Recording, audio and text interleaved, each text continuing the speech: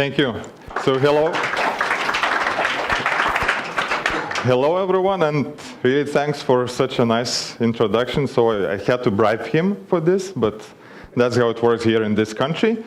And I think he meant workshop that I was running almost every year. It's Code Retreat, and if you know what Code Retreat is, it's a day of full practice outside your work boundaries. So you just come on Saturday in one place and do whatever you want, as long as you learn something and as long as you think about making something perfect. And next Saturday, by the way, I think there is similar event in Kaunas. Maybe I will be there, maybe not, but there is a Code Retreat event which takes part of Global Day of Code Retreat, and you should definitely come if you think that coding is your passion. So go and you will learn a lot of amazing things, at least about people, which is Agile is about, I think. So without further ado, so this is basically the good introduction to that event. We don't speak a lot about how to do TDD properly. We mainly concentrate on design, and this is the answer to the question when people ask, okay, so Vaidas, how actually you do TDD, and what is the right way to do TDD? To be honest, there is no right way to do TDD, but this is my way how I do it and how I think it's correct. So who am I? I work at Wix.com. We're a company which some people say that we're very religious about test-driven development, and which is probably true because most of our code is developed that way, and we try to convince all the rest teams that still maybe are discovering TDD. So I think if you like doing test-driven development, you may consider joining us. I'm also organizing a couple of user groups, and one is that I co-founded. We usually don't speak about Java there, to be honest. We speak about software engineering in general. You can check me on internet. There is pilkauskas.lt, and follow me on Twitter, maybe retweet something.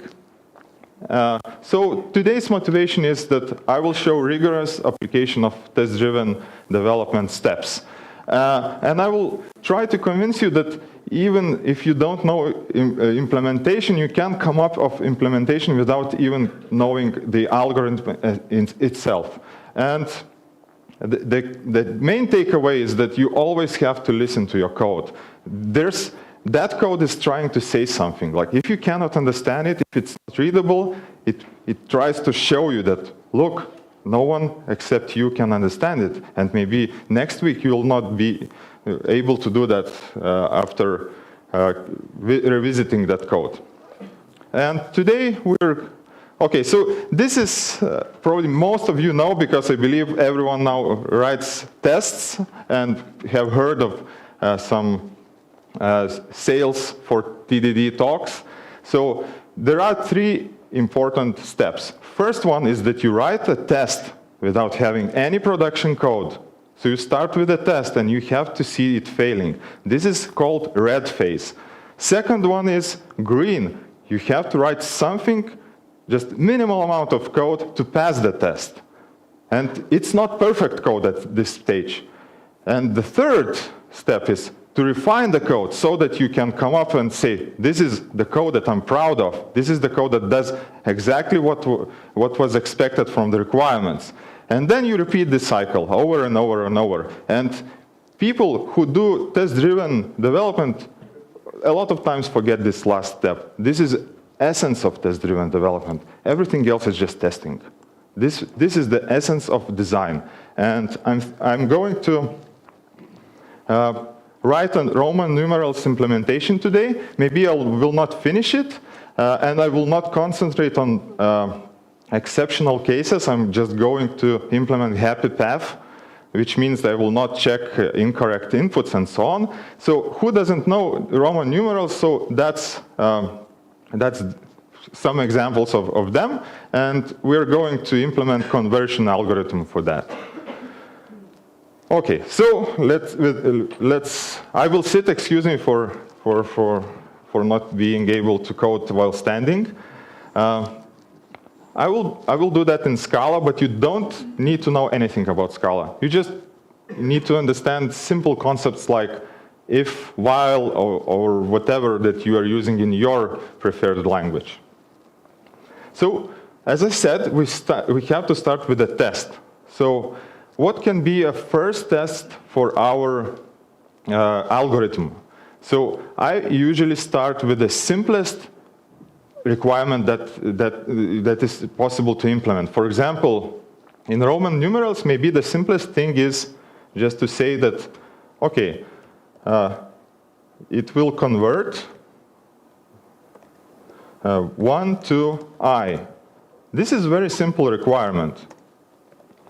And I have no production code, so I have to write something which doesn't compile. And not compiling also means failing a test, that red phase. So I'll say, okay, Roman numerals, and let's call it to Roman. And I want to pass 1, and I'm expecting its result to be I. So you see, everything is red because I have no implementation yet. Now what I need to do, I need to make it compile. And is it clear what this statement says? This is a simple test, like I'm running my code and expect its result to be some expected from the test. Okay, so I'm going to create a object. Actually, IDEs are really like nice nowadays, and if you do TDD, you can almost like create all the code, all the skeleton of the code by just knowing shortcuts in TDD, in IDE. I will be using separate file here, just because we cannot fit in this presentation all the source code in the same file, but when I do it at home, I usually write implementation and test in the beginning in the same file. And only when I have a need to move out my production code to be used maybe by our production code, then I refactor it and move it to source code folders, production source code folders. Okay, so we have one part which now compiles. Now we don't have a method which does the trick. So again, I'm using IDE, and it generates everything for me, except it doesn't help with naming, right?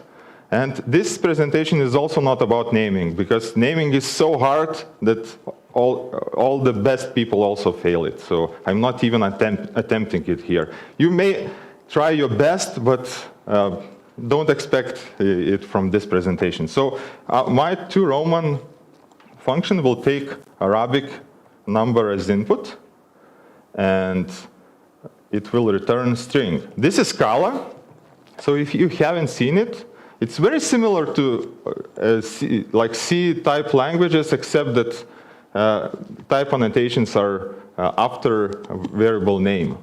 And those 3 question marks mean unimplemented. So if you try to call this function, it will throw exception that, okay, implementation is missing.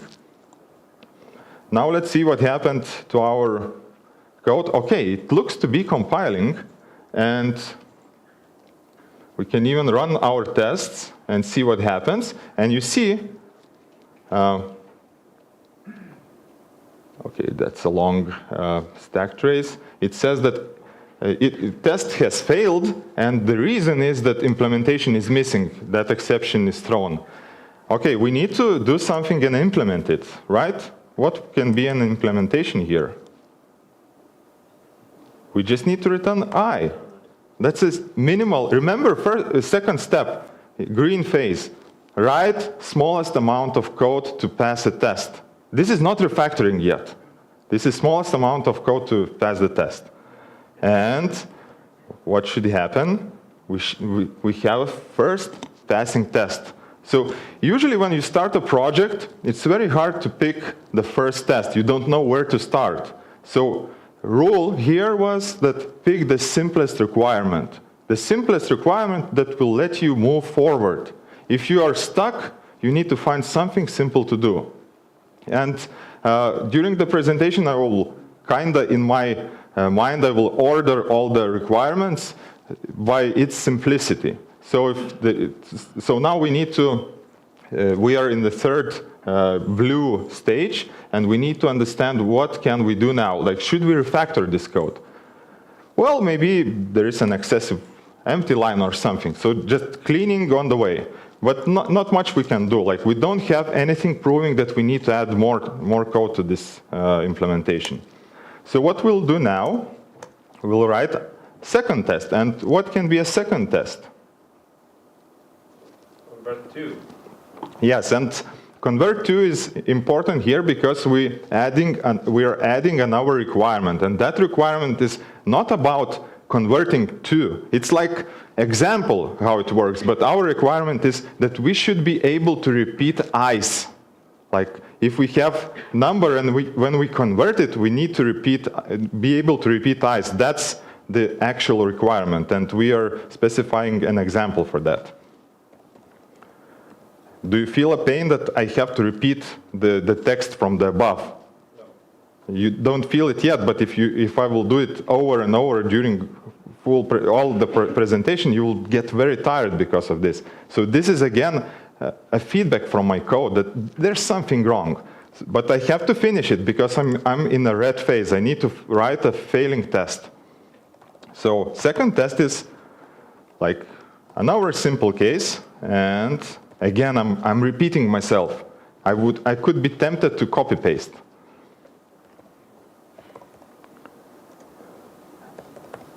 And you know what happens when you're copy pasting?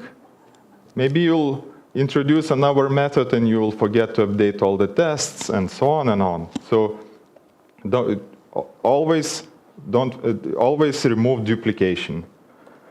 But we cannot do it now, so I have to suffer for a while. Oops. And it should be 2, right?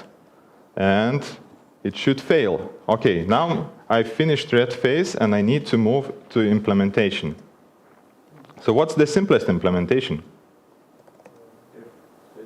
Okay, that sounds fair. If Arabic equals 2, I need to return. By the way, again, in Scala, you see that the last statement is implicit return. Well, thanks who is tweeting me, and I appreciate that. Okay, I have too many.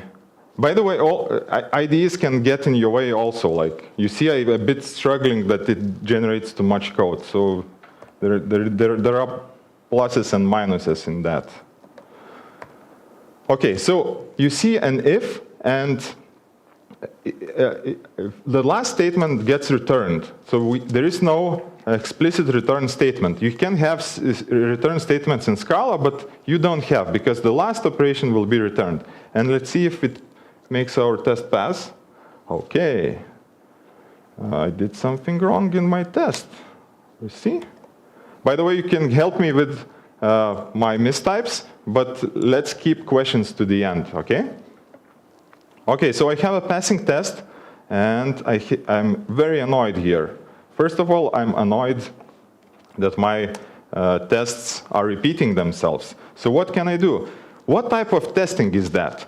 I know 2 types of testing that are kind of popular. So one type of testing is example-based testing, and this is an example of example-based testing. You're just adding some examples and proving that, okay, those examples pass. And there is a second popular alternative is property-based testing. So we're not doing property-based testing here. But what I will do, I will say explicitly that, okay, let's talk about one thing. What is important in this test? It's important that we quickly see I, and we see how it maps to our code. And the same happens on the second test. And another thing what is important, that we have correct test report. Everything here, all those curly braces, this is engineering depth that you have to read each time you open a test. So we need to reduce as much of that as possible. Okay, I will do it by using some automation here, and I will generate test cases on the go. So I will call, okay, it will be examples, and examples is a list. Sequence in Scala is a list. It's like if you use list in Java, in sequence you use sequence. In Scala you use sequence. And sequence accepts tuples. Tuple is just like two-element construct, like a set of two elements. So my first test case is something like this, right? Second one is this one. And this is the essence of my test. I'm specifying cases, and as a reader, I want to see if I'm missing any of those.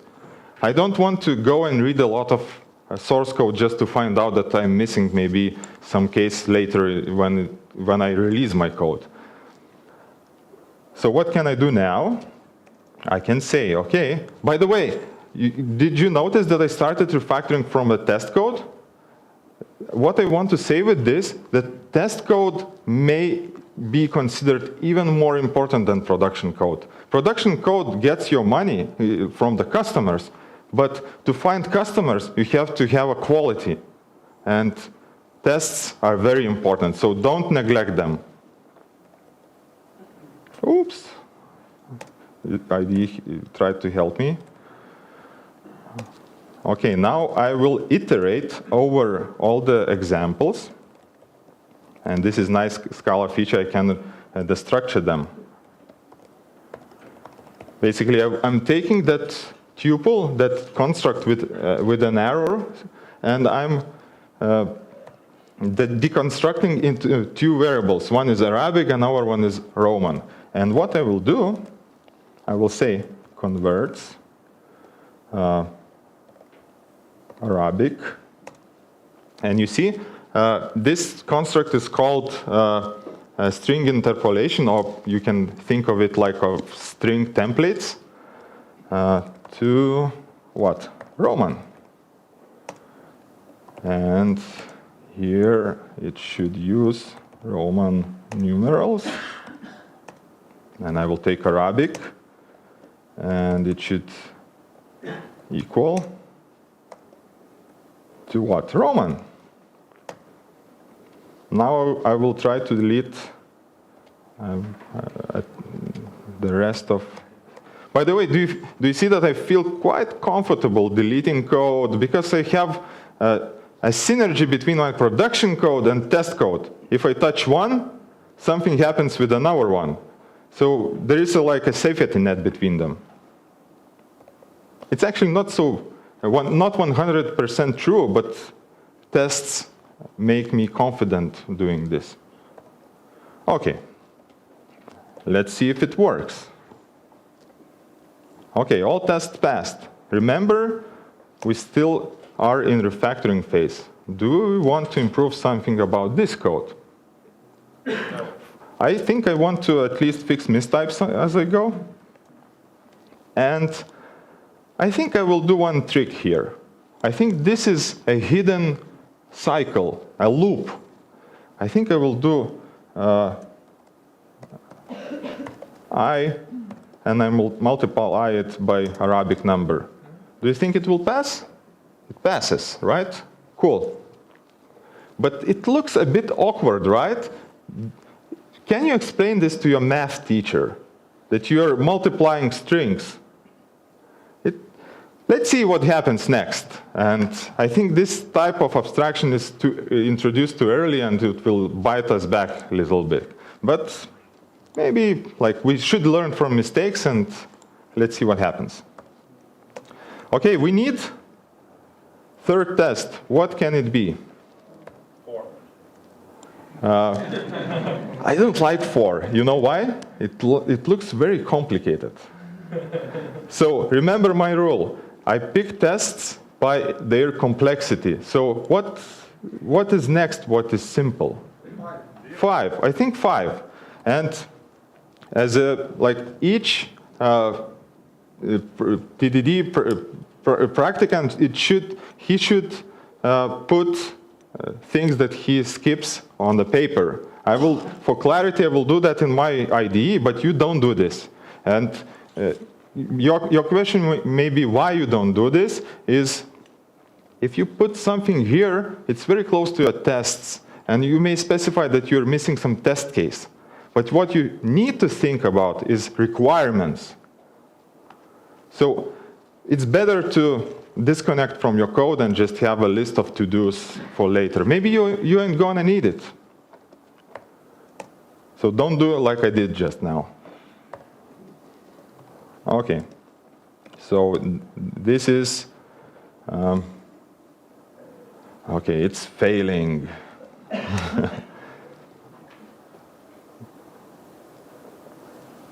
Okay, it gets a bit annoying because I again, going to write an if. But bear with me. We have to suffer for a while to understand the clean code advantages. So let's say that if Arabic is equal 5, we return 5, else. Okay, we don't need those curly braces here.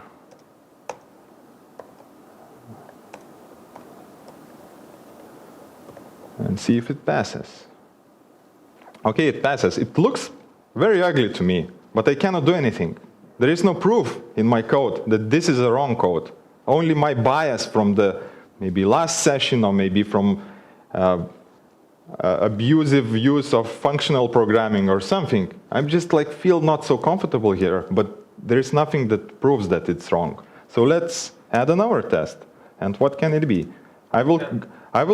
It can be 10, by the way. You can go that way. I will go with 6. You can go with 0? 0 is, I consider 0, what is the 0 in Roman numerals? Maybe there is no. That's a question, this is not in the happy path. So that's why I'm leaving those requirements which are exceptional to the end, and probably not for this presentation, but you should think of happy path in first place and deliver production code which actually solves problems, but not defends from possible issues. Okay, so next test is 6. Okay, it fails. What can we do here?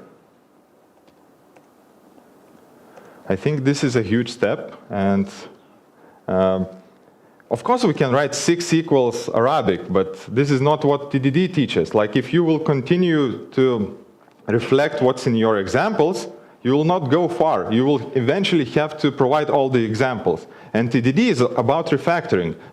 And refactoring introduces abstractions. And those abstractions are the essence of design. That's why TDD works. Otherwise, you will be just okay, I'm writing minimal code, and I'm ending up writing all the test cases that are possible, and then customer will say, okay, you're missing this number because you're missed maybe 55 somewhere. Okay, so now all the Scala developers who know me, they will not say hi in the street anymore to me, because this is what Scala developers never do. I will use var.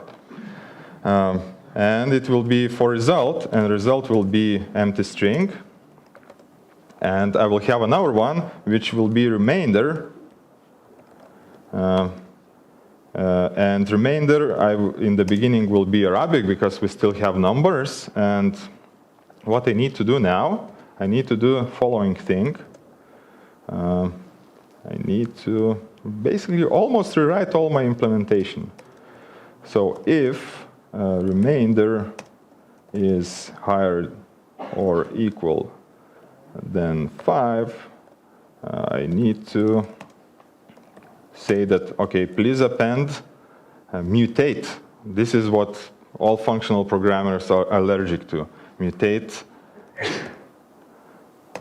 But I'm also allergic to mutation, but I cannot do anything because That's how I'm driven in this, because that's what I know. This is the simplest implementation. Okay, I have result, and I need to decrease 5 from remainder. And then, what I need to do, okay, this is so annoying in IDEs that they are too smart. And it's, okay, and then I will say result equals this. And remember, the last statement is return, but mutation is imperative operation, and I cannot return it. So let's hope it works. It works. You see that this was a big step in our, okay, thank you, internet. It looks ugly, but I cannot do anything yet. So what do? I go to my tests, and in tests, everything looks fine. I don't refactor them, but I need another test case. I will also skip 9. Next test case will be 10.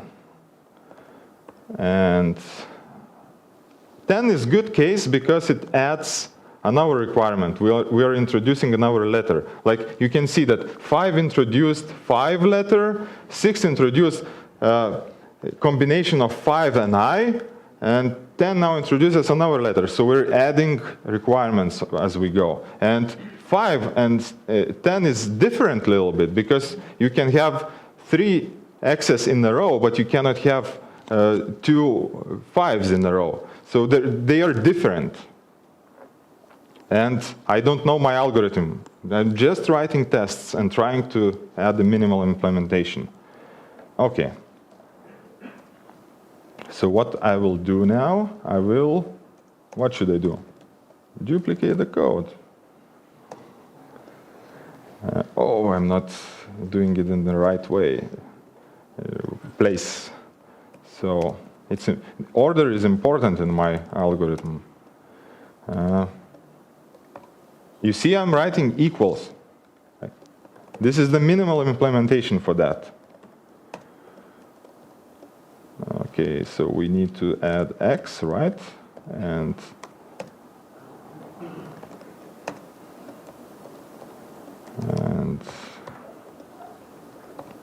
And to confuse you more, I will just make it look different than the second piece of code. Let's see if it works. Okay, tests pass. We cannot refactor it because this is not exactly duplication. It contains some of the duplication, but I think it's very hard to make it like a non-duplicate. Like you can play around a little bit, but you will not win a lot. So what do we do next? We need another test case, which will force us to refactor it, and that's 15. I need something that uses X and 5 together, and it will concatenate. And let's see what happens now. I should see a failing test. Yes, I do. And what do I do now? Let's try this. Yay! See, I added a small test case, and it forced me to write minimal amount of code. And that minimal amount of code is this operator. Now, do we have duplication? Yes. We do. And what can we do with it? We should... I will do a very similar thing that I did in the tests. But don't think that this is a reflection of tests. It has different requirements. It will have a requirement on the order of that configuration. So let's see what I'm doing. I will introduce rules. And in Scala, there is a convention. If you start a variable with R, it's a constant.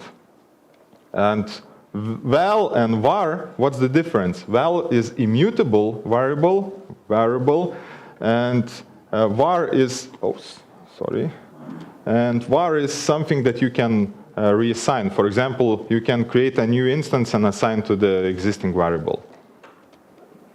So I will use the same sequence, which is list in Java, and I will say something like this. If it is 10, give me X. If it is 5, give me 5. And now I will do one simple thing. I will say rules for each. This is also very imperative. I'm looping over something. This is not Scala way. And I will say, okay, let's destructure our rules into Arabic number, for example. I'm using different name for variable. I said I'm very bad with naming, just so it wouldn't overlap with Arabic here. So I'm using different one. I'm just giving name to this part of tuple. And Roman numeral. And what I will do now, I will say, okay, let's have exactly the same if here. And instead of this one, let's use Arabic number, and Roman numeral. And let's see if it works. Yes, it works. And the nice part is, probably not the nice part, I have excessive code here.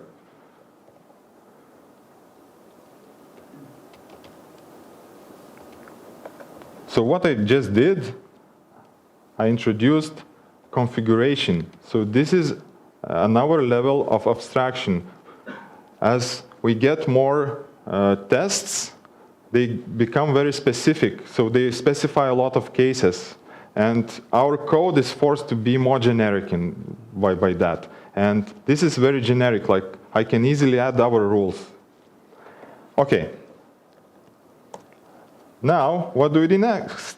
In next case, I will say it's 20, because I need to prove that excess and similar letters can repeat. Oh, it fails. Good. And you see, I write, expect test to fail, then go, and this is a loop. And that loop is very short. If you get a really long feedback loop, you will go and drink coffee and forget what you're doing. So you have to force your environments into quick feedback loops. Okay, I need to do something. What can I do? What if I change this if to while? What will happen? Yes, it works. It's a trick. This is a trick if you know TDD well, and that trick is called transformation. It's not exactly transformation priority premise, but this is transformation. While is more generic case of if. If is more specific case of while. And if you know those things, it's very easy to transform your code as you go. Because the rule is that you need to generify your code. And there's a huge list of rules. TPP forces you, transformation priority premise, forces you to follow them according to the order of them. I'm not following this order rigorously. I think you should. This is not proved thing, but it may work for you. Okay. So now I think I have almost everything working except very hard cases, right? What do we do next? We need to go to 4. So let's try it naive way and see if it fails. Okay, it fails.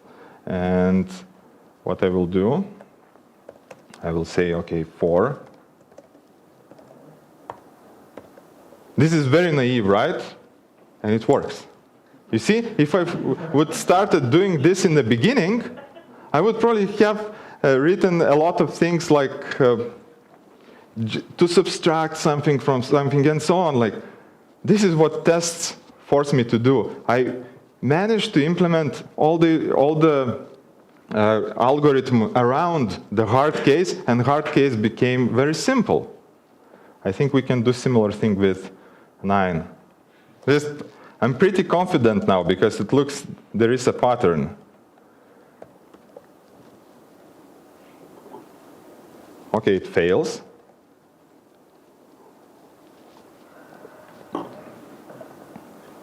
Okay, so remember, our order matters, so we need to in tests, it doesn't matter which order it is. But here it matters. Okay, let's see. Okay, I think I actually nailed the whole algorithm here. Everything else is just configuration. If I will start adding stuff here and in the tests, I will not touch this code anymore. I think this is the perfect time to refactor this mess, right? And what can we do about this mess? First of all, I don't like mutable state. For example, this, remember that this is actually the same thing here, as this one. And because we introduced abstraction too early, we forgot about it. It was really hard to spot, especially if you're coding and doing live presentation where you have small screen. It's really hard to see it. So I think we need to first get rid of it. And if you leave that kind of cases for really, like, after you add a lot of features, it may be really hard to spot them, and it may depend on your current implementation, and it will be almost impossible to easily get rid of them. But I still have pretty simple code, so I can try. Okay, so cool. Question is what you should have done in that case with eyes. Probably you should have introduced while or something like that, or maybe state with ifs for some time. Because that's what we need to spot. Like, we need to spot duplication. And if you introduce abstractions, you can end up with different abstractions which do not look similar. Okay, so let's get rid of maybe a result. I think I could get rid of it just by doing, first I will move it inside a loop, and I will return it here, and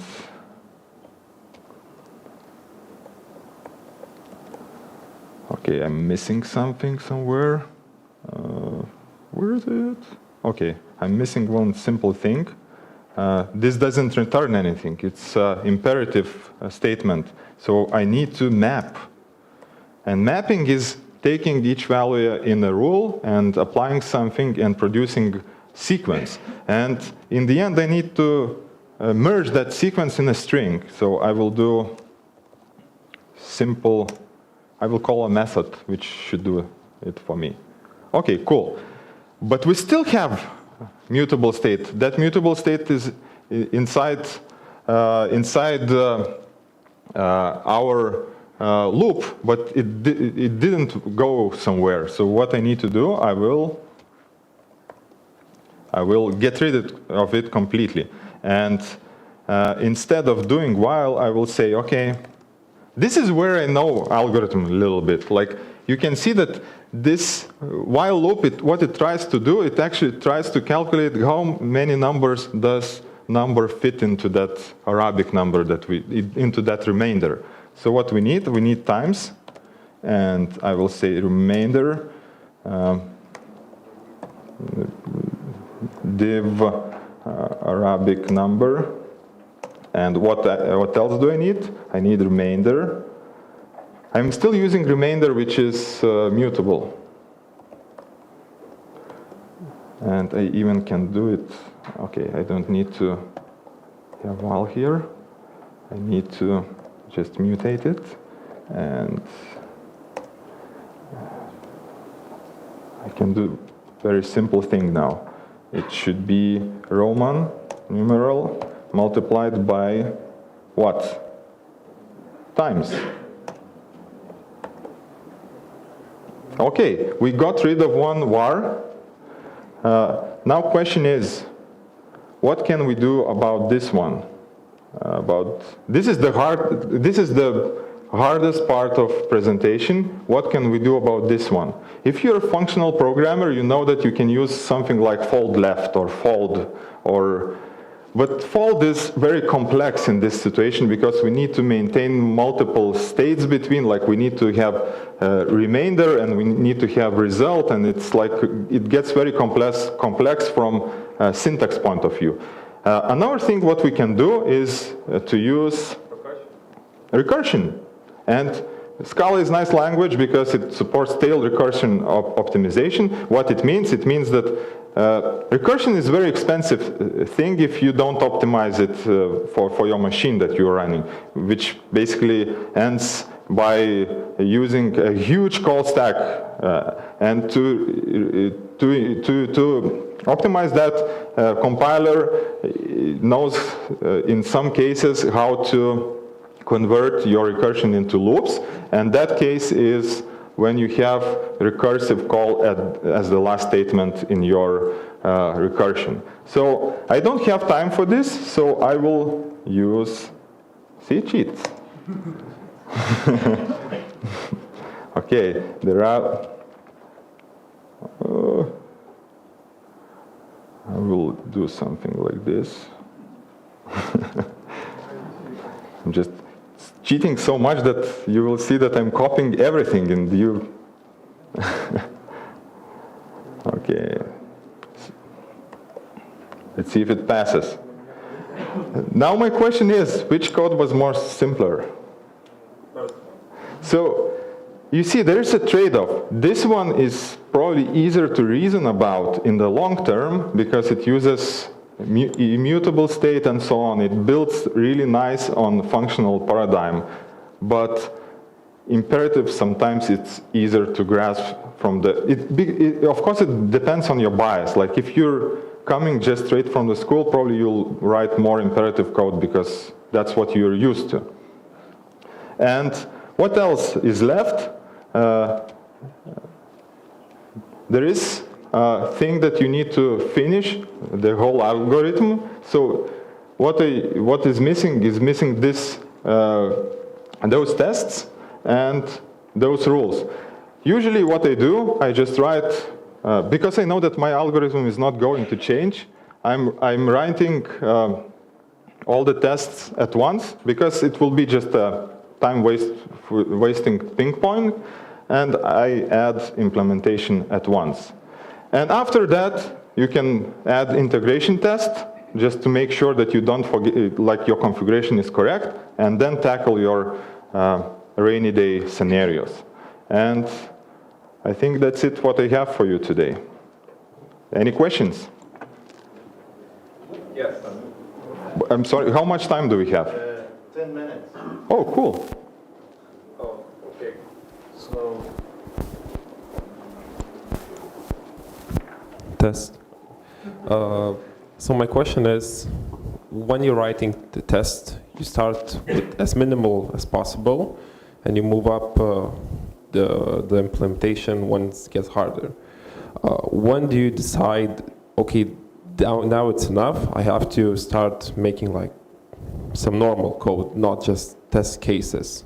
Like the example was 1, 2, 5 was okay, but when you got to 6, you started like writing algorithm options. So when is the switch? I think the problem is that you need, first thing what I did, remove duplication. If you will repeat if statements 2 times, it's a duplication. I just got rid, like even having if something equals and you do some like operation and else, it's actually 2 statements. It's a binary operation, like you're doing like Boolean comparison of something and then you have 2 choices. So this can be considered as duplication. If you don't like this approach, you can write a third test, which would be like convert 3 to I, and it will definitely move you to repeated if statements. And this is like duplication. Everything that I did was based on removing duplication. If you're writing production code and it takes like servers, HTTP calls and so on, think also of naming. Naming is another thing that you have to do while you're tackling duplication. This is a part of refactoring. Naming and removal of duplication. And after you have this, just simplify your code. Remove all the parts that are not needed. For example, by mistake, I left some code which was doing nothing because my loop above was basically doing the same thing before.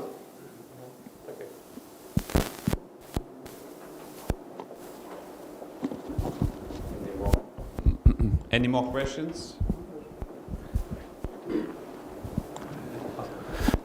Why are you avoiding to do statements in your code?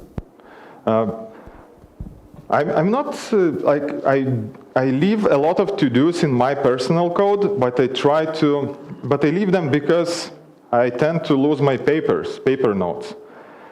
Having paper note is something that lets you step one step further from your code. This is going to requirements. Like your code is not you. You should think of what you're doing from business point of view. And if you have something that is missing in your code, either it's like functional requirement or non-functional. In our case, we had 4 and 9, and we skipped over those. I don't want to forget about it. So I usually take a note and leave it there. It's like a requirement. Maybe I'm not going to need it anymore. I'm thinking now in my code that I need it, but later maybe I will not need it. If I have to do, which says that, okay, you missed this test, someone will come and just write that test without thinking that it's needed. That's my reasoning about it. I hope it answers your question.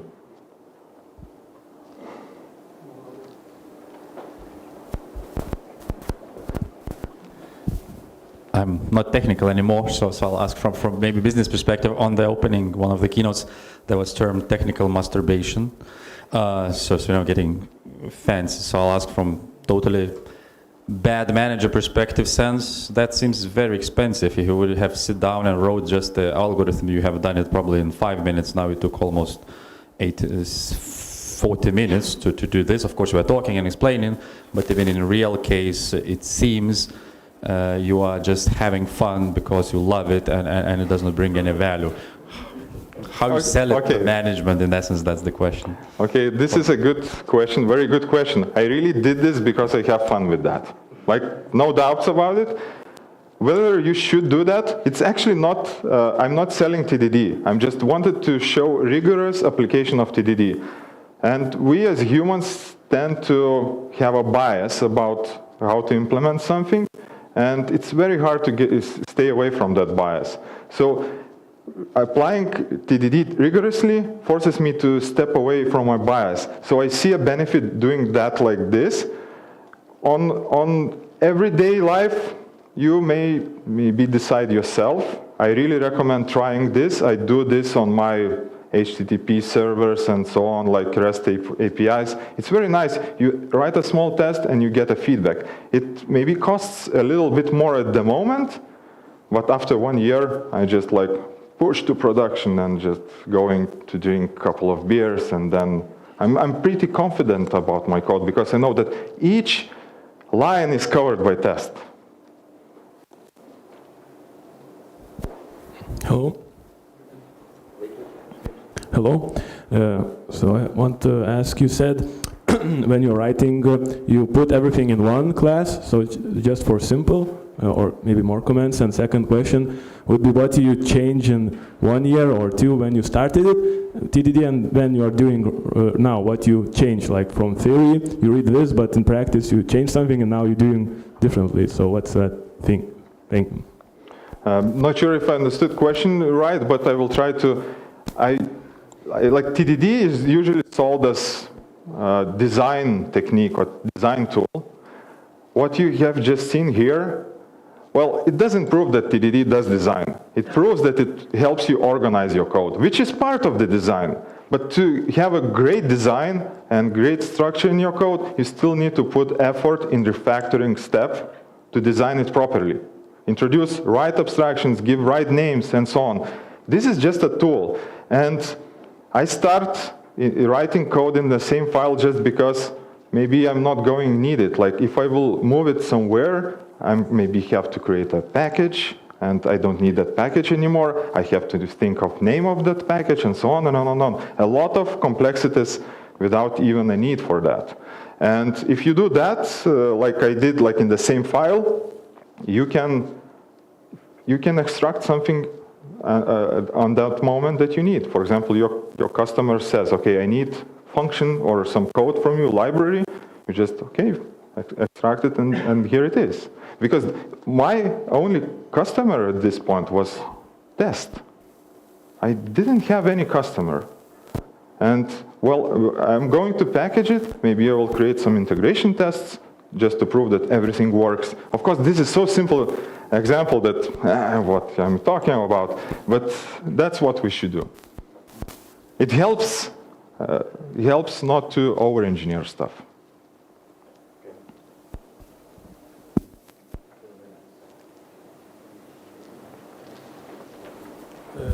How do you decide how much complexity to bring into the actual tests themselves? For example, having a set of classes dedicated for tests, is that bad design or bad decision? No, you should, like, your test code has the same importance as your production code. So you should clean after yourself. Like, if you see a lot of duplication, just extract abstractions. For example, you need maybe class which contains your setup helpers. Like, helpers are very bad name, so I'm sorry for saying this. Something that provides you like test data. And just introduce abstractions. It should be like normal design practice.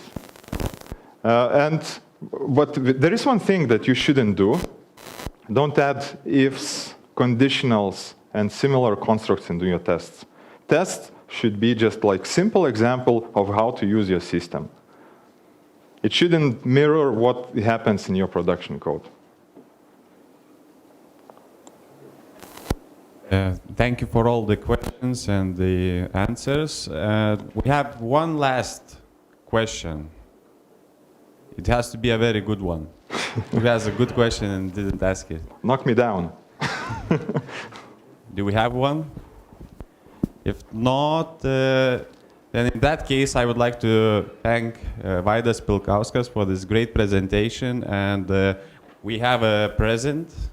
And thank you for coming. Like, I really appreciate that. Yeah, and a big round of applause for Vaidas Pilkauskas. Here is a bag of goodies of all the great things that we would like to give to you. You have a cup and various stuff, you know, you'll explore by yourself. So thank you again. Thank you. Yeah.